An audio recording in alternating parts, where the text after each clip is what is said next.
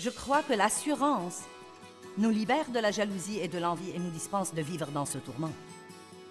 Je crois qu'elle nous libère du besoin de comparer et de rivaliser et d'essayer d'être comme tous les autres. Je crois que savoir qui nous sommes en Christ nous libère pour être les personnes précieuses, merveilleuses, fantastiques que Dieu nous a créées pour être.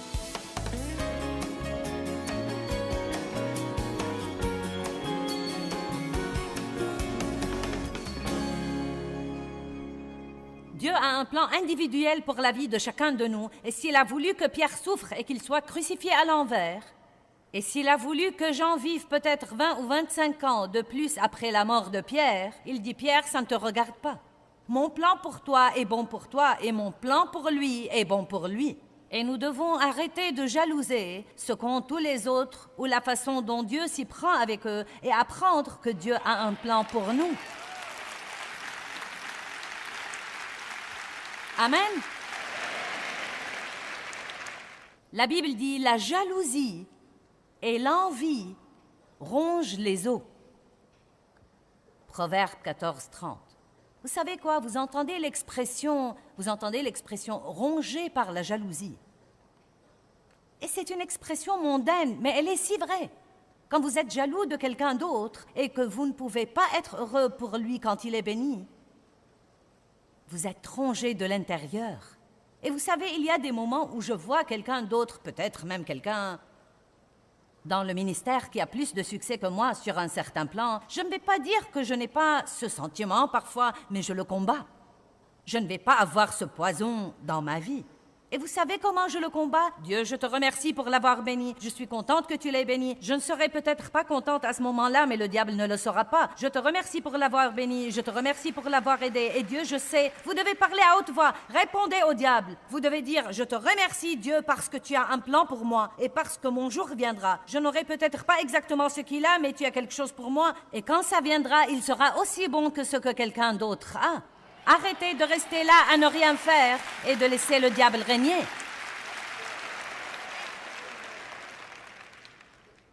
Allez, vous savez parler, vous devez juste dire ce qu'il faut. Jacques 4 est un chapitre qui m'a changé la vie. Je voudrais partager avec vous les 3 premiers versets. D'où viennent les conflits, les dissensions et les querelles? Et comment les combats, les disputes et les luttes commencent parmi vous? J'aime ça. Pourquoi toutes ces brouilles, dit-il? Tout le monde a un compte à régler et est en colère pour quelque chose. Luttes et conflits et querelles et disputes et colère et amertume. D'où est-ce que ça vient? Ne viennent-ils pas de vos désirs sensuels qui combattent toujours dans vos membres? Maintenant, faites attention. Vous êtes jaloux et vous convoitez ce qu'ont les autres. Savez-vous à quel point c'est vexant, à quel point c'est frustrant et troublant de voir ce que Dieu fait avec tous les autres au monde et de le comparer à ce qu'il fait avec nous? Allez, je veux ce soir que quelqu'un dans cette salle comprenne que Dieu a un plan unique, un plan exclusif, un plan génial, étonnant pour vous. Et ne prenez pas une attitude aigre et négative et ne dites pas « Eh bien, s'il avait un si grand plan pour moi, pourquoi est-ce que je ne le vois pas ?» Eh bien, probablement à cause de ce que j'essaye de vous prêcher ce soir. Vous devez peut-être adopter une nouvelle attitude. Vous devez peut-être apprendre à être heureux pour ce que Dieu fait dans la vie de quelqu'un d'autre avant de pouvoir le libérer pour faire quelque chose dans votre vie. Ce n'est pas par hasard que vous écoutez tous ces témoignages de tous ces gens et de tout leur succès. Oh, Dieu nous tend un piège. Bien, écoutez ce témoignage. Ils ont eu la chose pour laquelle vous priez depuis 20 ans. Qu'est-ce que vous en pensez?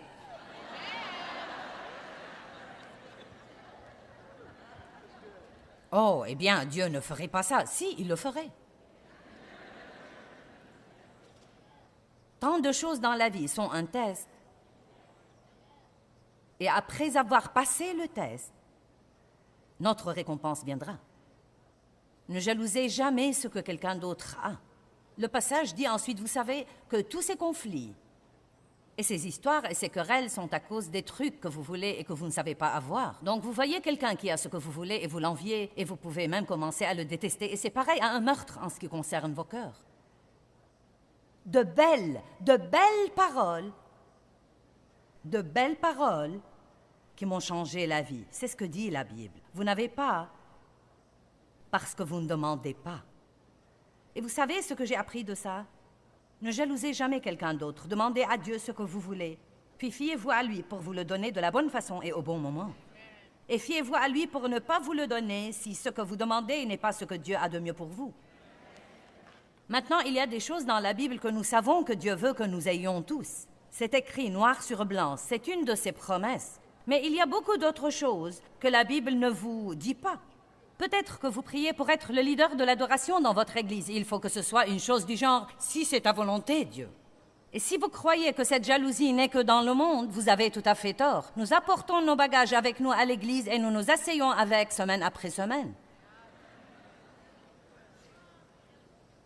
Eh bien, si seulement je chantais comme toi.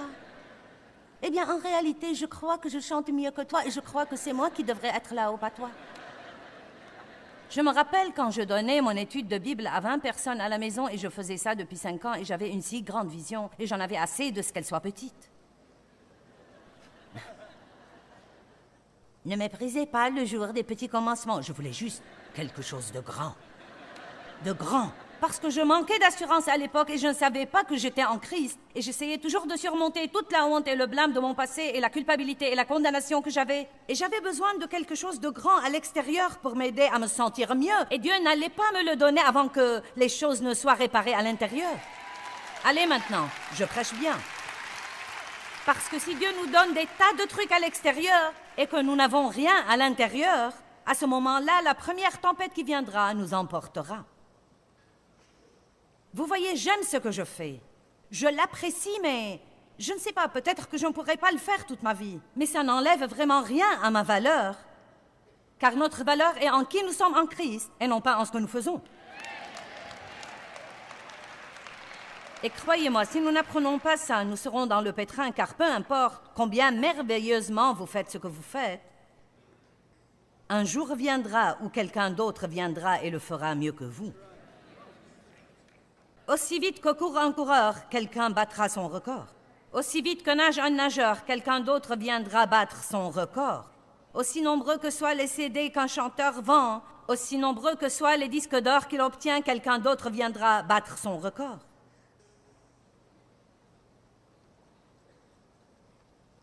Nous devons apprendre à suivre les saisons de Dieu dans notre vie et comprendre que nous sommes tout aussi précieux en toute saison.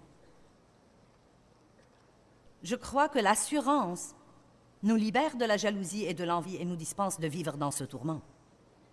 Je crois qu'elle nous libère du besoin de comparer et de rivaliser et d'essayer d'être comme tous les autres. Je crois que savoir qui nous sommes en Christ nous libère pour être les personnes précieuses, merveilleuses, fantastiques que Dieu nous a créées pour être. Et vous pouvez l'être et l'assumer pleinement. Je suis différente. Je suis différente et j'aime ça. J'aime ça.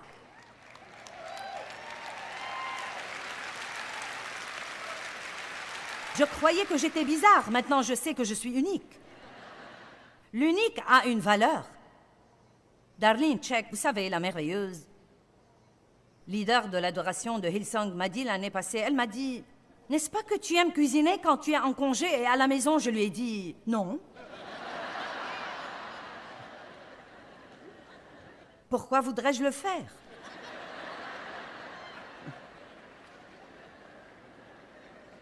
Eh bien, vous savez, Darlene aime vraiment tout ça et donc, parfois, nous ne comprenons pas pourquoi les gens n'aiment pas ce que nous aimons et parfois, si je ne sais pas qui je suis en Christ, je peux me sentir sous pression parce que je ne suis pas la parfaite femme de maison. Je peux lutter avec un démon pour vous, mais ne me demandez pas de faire un rôti. Parce que ça ne marchera pas. Amen. Je me souviens que j'ai essayé de chanter et d'apprendre à jouer de la guitare parce que je connaissais un autre pasteur qui savait non seulement prêcher, mais encore chanter et jouer de la guitare. Eh bien, le problème était que j'ai presque échoué en musique. Je ne savais pas jouer de la guitare. Je sais jouer un peu de l'harmonica, mais pas trop bien.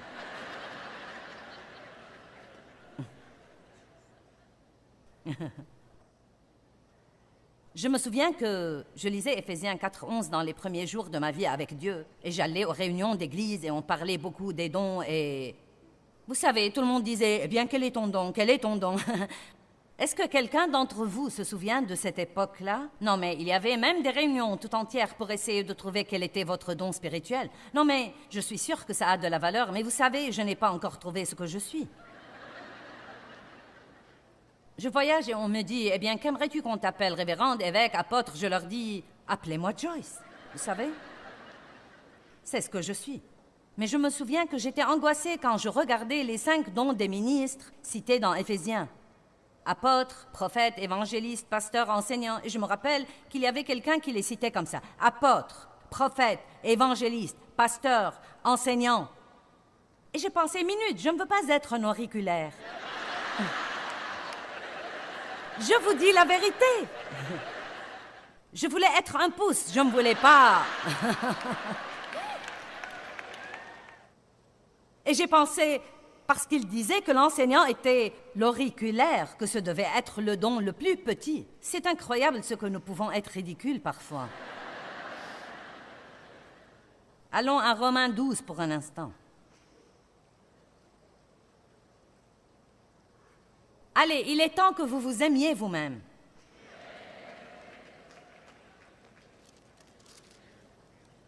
Romains 12 dit en fait que nous sommes nombreux, mais que nous faisons tous partie d'un seul corps. Nous avons tous des fonctions différentes, mais nous faisons partie d'un seul corps. Ensuite, il dit, vous savez, que certains sont ceci et que certains sont cela. Mais parlons de notre corps physique qui est l'exemple que Dieu utilise. Mon corps physique a beaucoup de parties différentes, mais elles ne sont pas toutes pareilles, elles ne se ressemblent pas, elles n'ont pas la même fonction. Certaines parties ont des privilèges que d'autres parties n'ont pas. Certaines parties sont plus visibles que d'autres parties. Et quel gâchis ce serait si la jalousie régnait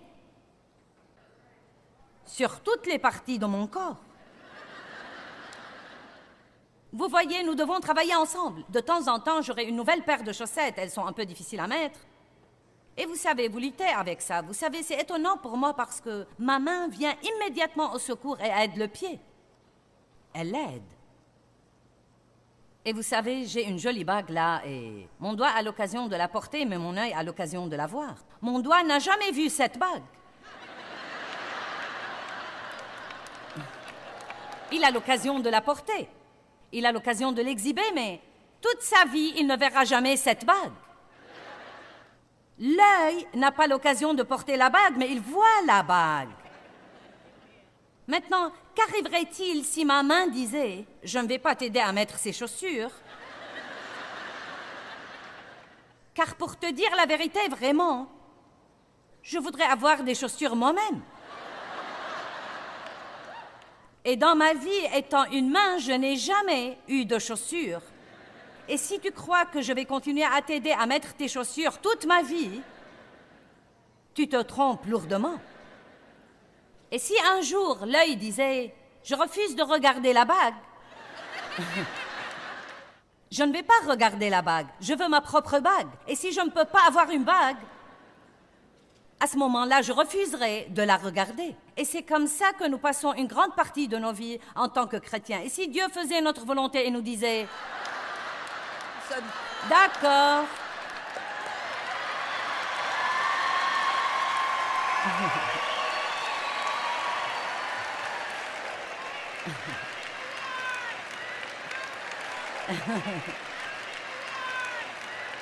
Et vous savez quoi? Je crois que la moitié du temps...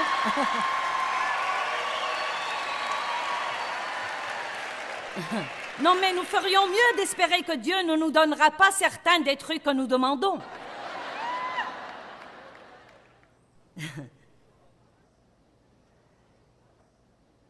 C'est de quoi nous avons l'air comme chrétiens parfois. Nous portons nos chaussures dans nos mains et nos bijoux autour des yeux.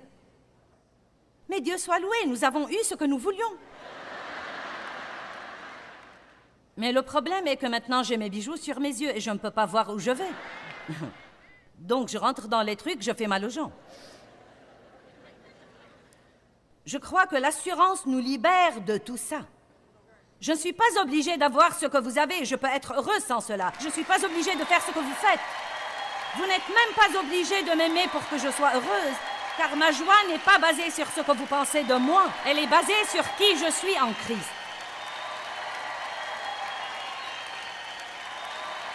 Je peux faire un pas de foi et essayer de faire quelque chose et échouer, et cependant être heureuse et sûre de moi, car ma confiance n'est pas dans ma réussite, dans tout ce que j'essaye de faire. Je peux manquer Dieu, je peux croire que j'ai entendu de Dieu et carrément manquer Dieu, mais cela n'amoindrit pas qui je suis en Christ. Je ne suis pas obligée d'être prudente, je peux vivre audacieusement, je peux vivre agressivement. Et les gens qui font ça finiront par faire de grandes choses pour Dieu. Ils feront peut-être quelques bêtises de temps en temps, mais vraiment, vous ne pouvez pas conduire une voiture garée. Vous devez mettre la voiture en prise et commencer à vous déplacer. Même si vous avez un accident ou deux, vous devez vous déplacer. Ouh, je suis heureuse ce soir.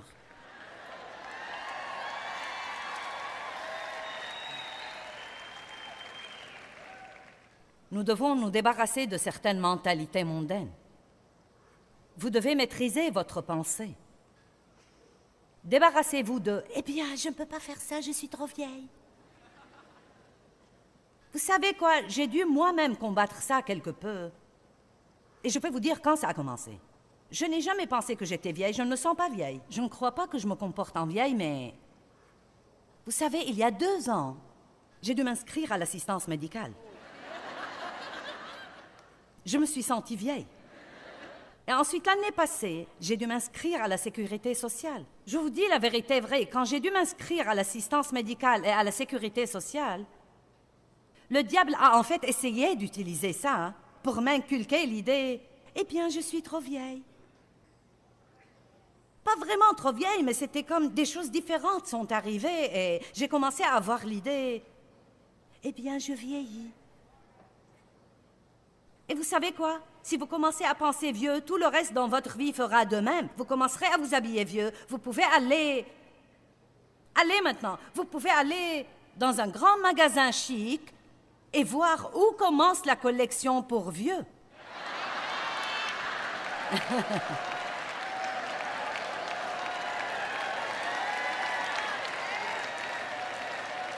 J'essaye de partager avec vous que vous n'êtes jamais trop vieux et que vous n'êtes jamais trop jeune. Quand Caleb avait 80 ans et qu'on distribuait le pays qui allait leur appartenir, Caleb a demandé une montagne.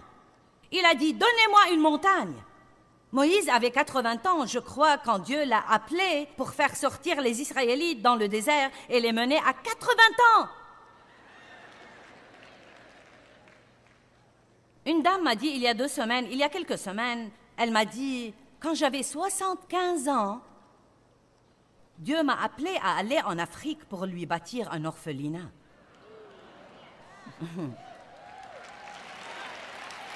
75 ans! Mais vous voyez, le monde vous donne cette mentalité et vous vole votre assurance. Le pasteur Tommy a dit qu'il joue au basket tous les lundis soirs pour 2 heures d'affilée avec des jeunes de 20 ans.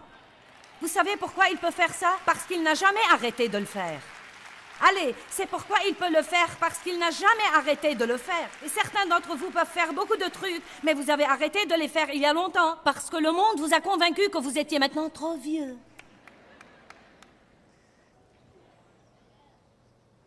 Vous n'êtes jamais trop jeune, pas si Dieu voit. Timothée était jeune, 17 ans, je crois. Et Paul a dû continuer à l'encourager quand il avait peur et qu'il manquait d'assurance. Jérémie était jeune.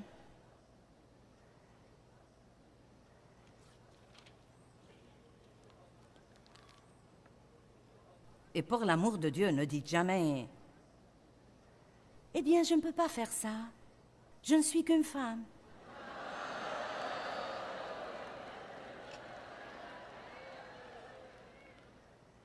Et cette mentalité est ancrée dans la pensée. Maintenant, j'ai surmonté ça, mais quand Dieu m'a d'abord appelé à faire ça, je n'avais pas assez de bon sens pour savoir que les gens allaient être exaspérés là-dessus parce que j'étais une femme. Non, mais je n'y avais pas pensé. J'aimais vraiment Dieu et j'ai senti qu'il m'a appelée et je m'y suis mise et j'avais un beau succès. Ensuite, les gens ont commencé à rouspéter parce que j'étais une femme et j'ai dit à Dieu, je suis une femme.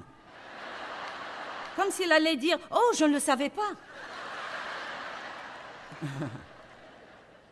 Je me souviens que notre pasteur nous a arrêtés à Dave et moi à la porte à la sortie de l'église et il a regardé mon mari et lui a dit, frère, c'est toi qui devrais donner cette étude de Bible chez toi et non pas ta femme. Eh bien, nous avons essayé. Dave a essayé d'enseigner et j'ai essayé de me taire et ça n'a pas marché.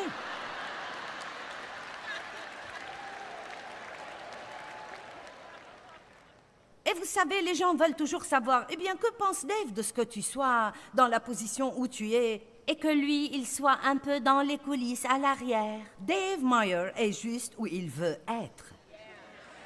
Et il en est heureux parce qu'il n'essaye pas, en fait, d'être ce qu'il n'est pas. Nous ne rivalisons pas. Il a un rôle, j'ai un rôle, et bien que ce ne soit pas le rôle normal, sur lequel le monde se modèlerait, c'est cependant le rôle de Dieu et ça marche. Amen. Ouh. Mais vous voyez, je n'ai pas une attitude insoumise parce que je suis sur l'estrade comme « Tu vas m'écouter, hein, vous savez. » Je suis en fait une femme vraiment soumise, croyez-le ou pas. Et ne riez pas.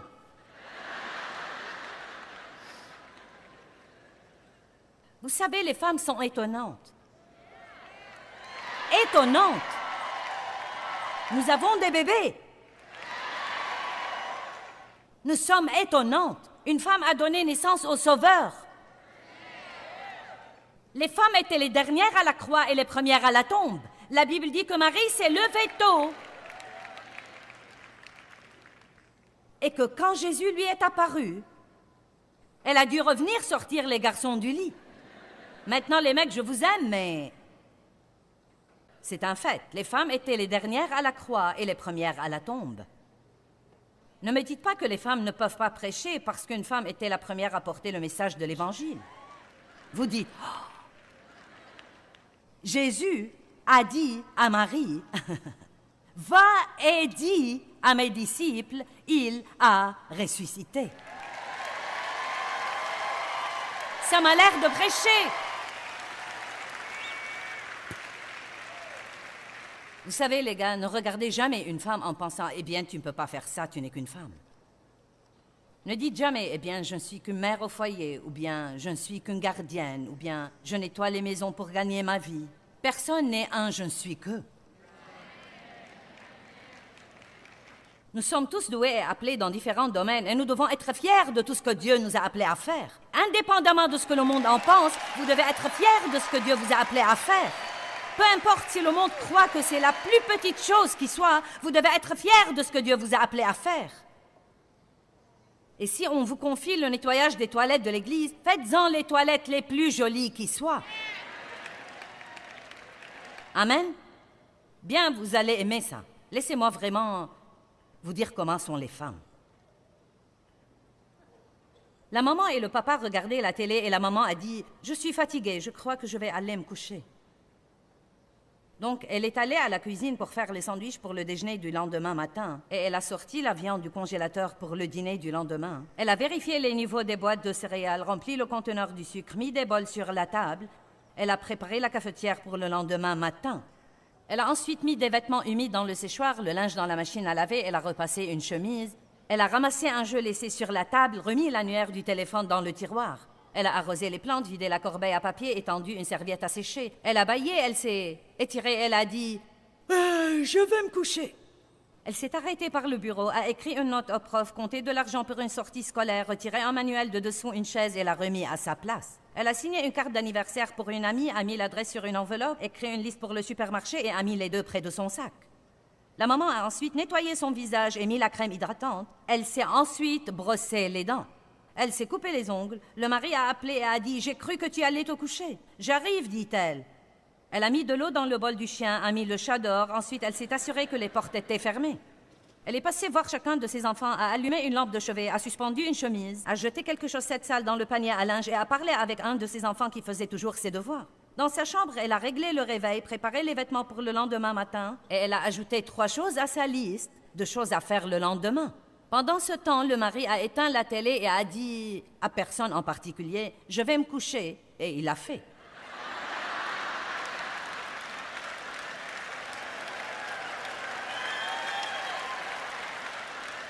Je vous prie, ne me dites pas que les femmes sont le sexe faible. J'aurai peut-être toujours besoin de Dave pour m'ouvrir un pot de mayonnaise, mais je peux tout faire par le Christ qui me fortifie. Je suis à la hauteur de quoi que ce soit, prête à toute éventualité par celui qui m'infuse la force intérieure. Peu importe si je me sens sûre de moi ou pas, je serai sûre de moi. Et quel que soit ce que je ressens, je ne laisserai jamais l'ennemi l'utiliser pour m'éliminer. Je vais finir ce que Dieu m'a appelé à faire. Quelqu'un peut dire Amen? Amen, Amen, Amen, Amen, Amen. Ouh, Alléluia! Eh bien, quand nous sommes sûrs de qui nous sommes en Christ, cela nous permet de faire face à la vie avec audace et nous libère de la jalousie et de l'envie vers les autres. Heureusement, nous ne sommes pas obligés de nous comparer à qui que ce soit. Nous avons l'assurance parce que le Christ vit en nous et parce que nous puisons dans son assurance.